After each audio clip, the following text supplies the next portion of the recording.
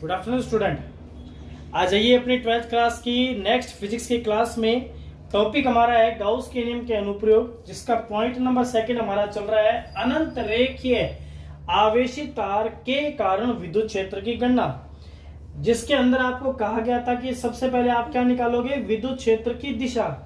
तो आपने जब इस डायग्राम को लेते हुए पिछले वीडियो में आपने देखा कि हमारे पास तीव्रता E1 और E2 प्राप्त हुई, तो जब हमने उनको घटक के रूप में उनको डिवाइड किया तो हमें विद्युत क्षेत्र की दिशा क्या प्राप्त हुई, क्षैतिज अक्ष मींस एक्स अक्ष पे प्राप्त हुई, आर की दिशा में, आर कैप की दिशा में। तो आपको जो परिणामी विद्युत क्षेत्र की तीव्रता है, वो टोटल जो विद्युत क्षेत्र की तीव्रता है E, वो आर की दिशा में मींस एक्स अक्ष पे क्षैतिज अक्ष की दिशा में प्राप्त होगा। मतलब कि आपको E हमेशा इसी तरफ ही प्राप्त होगा। आगे हम अब करने जा रहे हैं इसी विद्युत क्षेत्र E की दिशा जो हमने फाइंड आउट कर लिया है, इसी विद्युत क्षेत्र का अब हमें परिमाण वैल्यू फाइंड आउट करनी है। अब हमें इसका परिमाण वैल्यू फाइंड आउट करनी है। तो देखिए ध्यान से, इसके लिए आपको पिछले वीडियो में बता दिया गया है कि हम किसका इस्तेमाल करेंगे, गाउस के नियम का। और गाउस के नियम का इस्तेमाल करेंगे तो गाउस का नियम क्या कहता है, गाउस के नियम से, गाउस का नियम क्या कहता है कि बंद पृष्ठ का समाकलन E डॉट dA बराबर क्या होता है, summation Q upon epsilon naught. अब ये जो चिन्ह होता है बंद पृष्ठ का होता है, जिसे हम गाउसियन पृष्ठ कहते हैं। और ये समेशन क्यू कहां होता है, उस गाउसियन पृष्ठ में मौजूद कुल आवेश, उस गाउसियन पृष्ठ में मौजूद कुल आवेश। तो आप जब बोर्ड पे बड़े ध्यान से देखेंगे तो आपको किसी प्रकार का कोई गाउसियन पृष्ठ दिखाई नहीं देगा। तो अब आपको गाउसियन पृष्ठ का निर्माण करना है। पहले तो मैं आपको बताऊंगा कि गाउसियन पृष्ठ किस प्रकार से निर्माण करेंगे और फिर उसका डायग्राम बताऊंगा। तो देखिए ध्यान से, गाउसियन पृष्ठ किस प्रकार से इसमें निर्माण करते हैं। देखिए ध्यान से, ये एक रेखीय चालक है, एक लंबाई के रूप में तार है। ये बिंदु P यहां पर है। अगर हम इन बिंदु P को इस प्रकार से एक लाइन के ऊपर माने कि बिंदु P यहां हो सकता था, बिंदु P यहां पर भी तो हो सकता था, आपका बिंदु P यहां पर भी हो सकता था, बिंदु P यहां पर भी, सभी जगह बिंदु P हो सकता था। क्योंकि ये तार तो अनंत रेखीय है, तो बिंदु P भी तो कहीं पर भी हो सकता है। और सभी बिंदुओं की दूरियां कितनी रहेगी, R ही रहेगी, सभी दूरियां R ही रहेगी। तो इस टाइप से ये बिंदु आपस में मिलकर एक रेखा का निर्माण करते हैं। ध्यान से देखिएगा, एक रेखा का निर्माण करते हैं। ठीक है, मैं इसको एक सीधी लाइन के रूप में मान रहे हैं, हालांकि ऐसा नहीं करेंगे लेकिन मान रहे हैं। अब आप क्या करोगे, ये एक टाइप से इस टाइप की एक सीधी लाइन है। अब आप इस लाइन को इस तार के चारों ओर घुमा देंगे, तो ये तार आपका कहां रह जाएगा, बीच में। ये तार आपका बीच में रहेगा।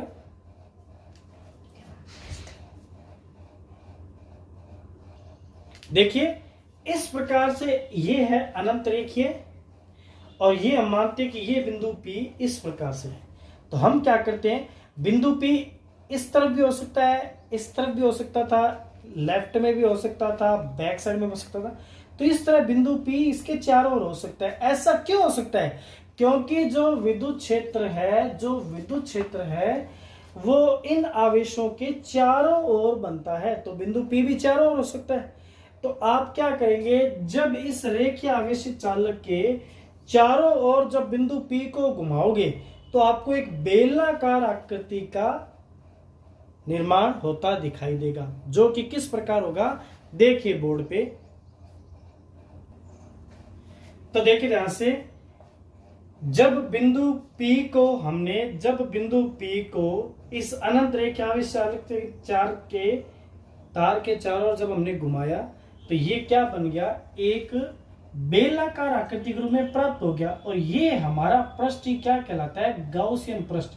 ये आपने किसका निर्माण कर लिया, गाउसियन पृष्ठ का। और ये जो गाउसियन पृष्ठ है डॉट के रूप में दिखाया गया क्योंकि आप जानते हो कि ये क्या होता है, एक काल्पनिक पृष्ठ होता है। अब देखिए ध्यान से, जब हमने इसको गाउसियन पृष्ठ के अंदर डिवाइड किया तो हमने देखा कि ये जो बेलनाकार आकृति बन रही है इसमें 3 प्रकार के पृष्ठ है।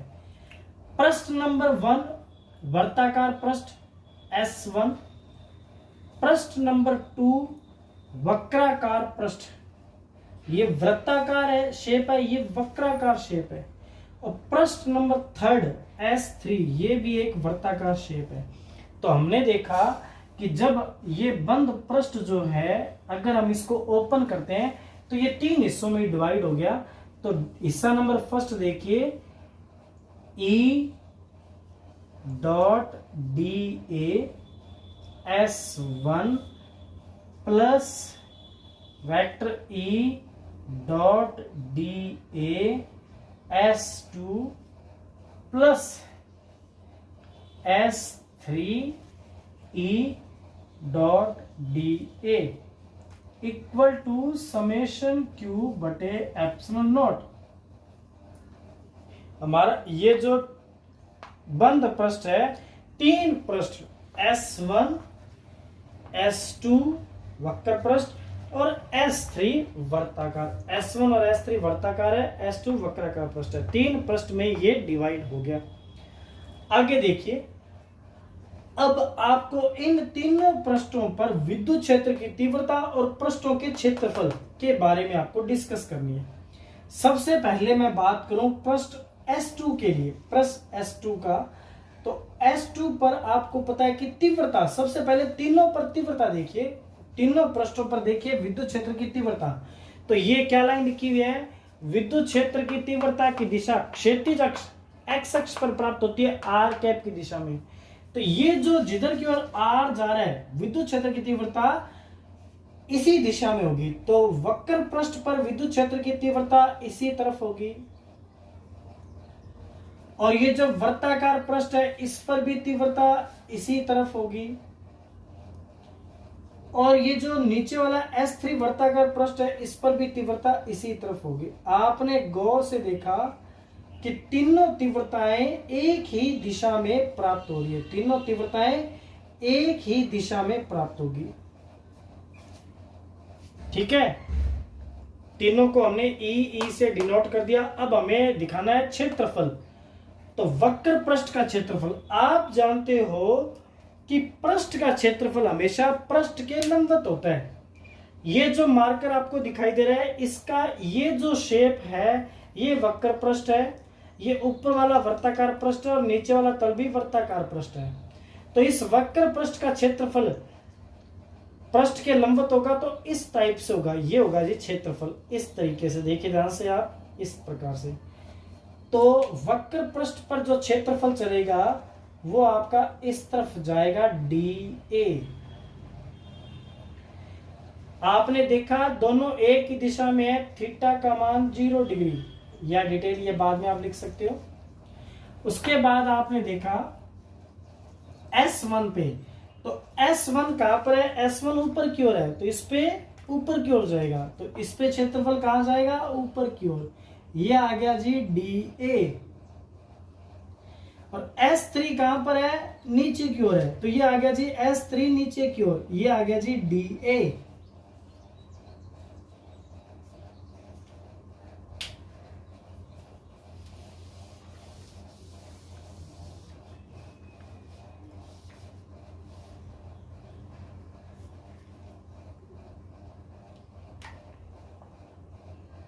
ये है जी DA। और इसके लिए आप जानते हो बार बार मैं लिख रहा हूं कि रेखीय आवेश घनत्व तो लैम्डा बराबर क्या होता है, कैपिटल Q अपॉन L। अब हम क्या करेंगे कि आगे प्रोसेसिंग को आगे बढ़ाएंगे तो इस डॉट गुणा को खोलेंगे तो S1 के लिए आएगा EDA और यहां आपका आ जाएगा cos थीटा। इसी प्रकार से आप S2 के लिए लिखेंगे तो EDA cos थीटा प्लस इसी प्रकार के लिए आप S3 के लिए लिखेंगे तो E D A cos theta is equal to क्या आएगा, समेशन क्यू बटे एप्सिलॉन नॉट। तीनों के डॉट गुणनफल स्केलर प्रोडक्ट को आप ओपन कर देंगे तो ये आपके पास आ जाएगा। देखिए ध्यान से आगे कैसे करना है।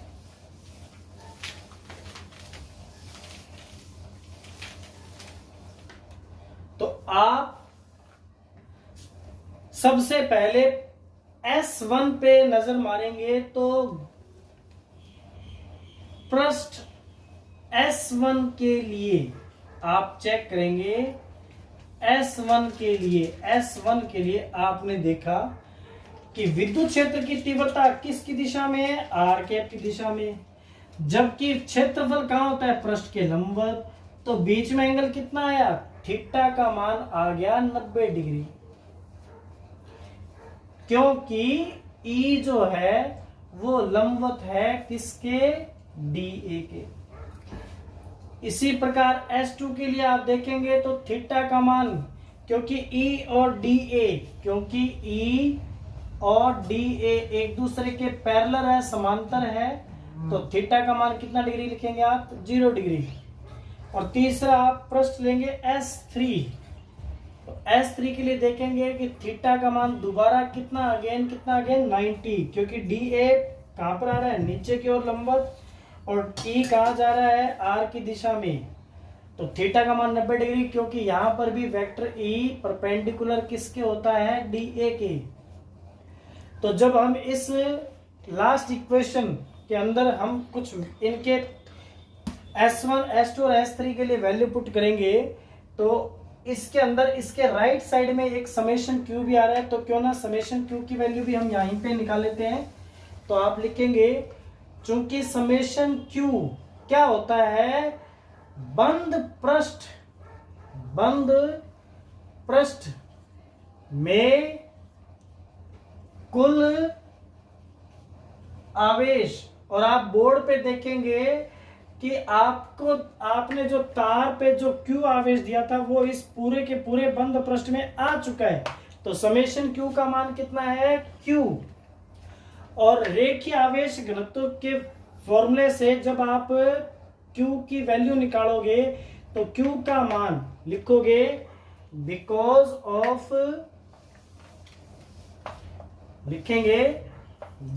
Of lambda is equal to Q upon L, then Q is equal to lambda L। तो हम समेशन Q के मान कैपिटल Q की जगह कितना पुट करेंगे, लैम्डा L। तो इस हमारी लास्ट इक्वेशन में हम सभी वैल्यू को पुट कर देते हैं। इससे हम अगर इक्वेशन नंबर 1 दें तो इक्वेशन 1 में वैल्यू पुट करेंगे, put the all value of equation number 1, then S1 EDA cos 90 degree, cos theta S1 के लिए थीटा का मान कितना होगा, 90 डिग्री, प्लस S2 के लिए देखिए EDA, सभी डिटेल लिखी हुई है। S2 के लिए थीटा का मान कितने डिग्री है, 0 डिग्री, cos 0, प्लस S3 के लिए देखिए EDA cos दोबारा 90 डिग्री, और समेशन Q का मान कैपिटल Q और कैपिटल Q का मान कितना है, लैम्डा L। तो आपने पुट किया लैम्डा L बटे एप्सिलॉन नॉट, ये हमने वैल्यू पुट कर दी। अब सभी जानते हैं, because we all of know that cos 90 degree कितना होता है, 0, और cos 0 डिग्री कितना होता है, 1। तो हमारा ये जो पार्ट S1 है, यहाँ पे cos 90 का वैल्यू जब आप 0 पुट करेंगे तो पूरा पार्ट, फर्स्ट पार्ट कितना हो जाएगा, 0, प्लस सेकेंड पार्ट के लिए देखेंगे S2 EDA cos 0 का मान 1 पुट करेंगे, प्लस पार्ट S3 में जब cos 90 का मान हम 0 पुट करेंगे तो यहां कितना हो जाएगा, 0 इज इक्वल टू आ जाएगा लैम्डा L बटे एप्सिलॉन नॉट। तो देखिए ध्यान से, S2 E कहाँ आ जाएगा बाहर, अंदर क्या बचेगा DA is equal to lambda L upon epsilon nought. यहां तक हमारी वैल्यू आ चुकी है। अच्छे तरीके से वीडियो को पॉज करके सारी चीजें नोट कर लीजिए। फिर से हटा देते हैं, कुछ क्लीन कर लेते हैं अपने।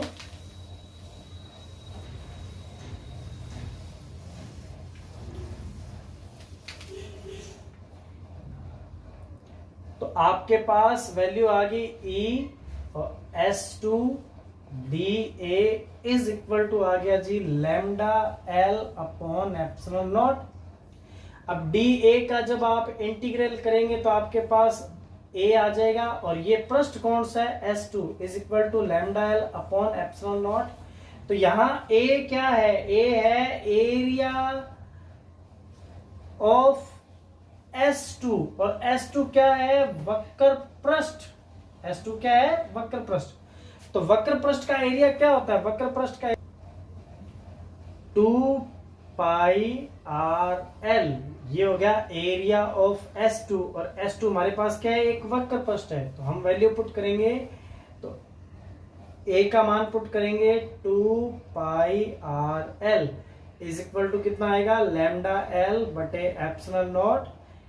तो E का मान निकालने के लिए हम क्या करेंगे लैम्डा L बटे 2 पाई RL का भाग देंगे 2 पाई RL एप्सिलॉन नॉट।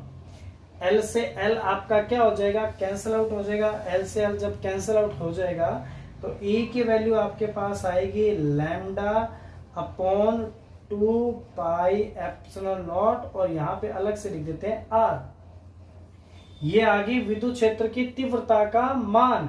तीव्रता की दिशा आपके पास पहले आ चुकी थी। विद्युत क्षेत्र की तीव्रता किस दिशा में प्राप्त होती है R की दिशा में। तो जब हम इसे वेक्टर रूप में लिखते हैं तो vector E is equal to क्या होता है lambda upon 2 pi epsilon nought. R की दिशा में होने के कारण यहां लगा देंगे आप R कैप। ये होता है जी वेक्टर E का सदिश रूप में मान। और यहां से हम देखते हैं अच्छे तरीके से हमें दिख रहा है कि जो विद्युत क्षेत्र की तीव्रता है वो किसके समानुपाती होता है R के 1 अपॉन R के समानुपाती है, या आप बोल सकते हो R के व्युत्क्रमानुपाती है। तो हमें इसका एक ग्राफ हमें अगर एक शो करना होगा तो इसका जब ग्राफ हम शो करेंगे तो ग्राफ किस प्रकार से शो करेंगे देखिए।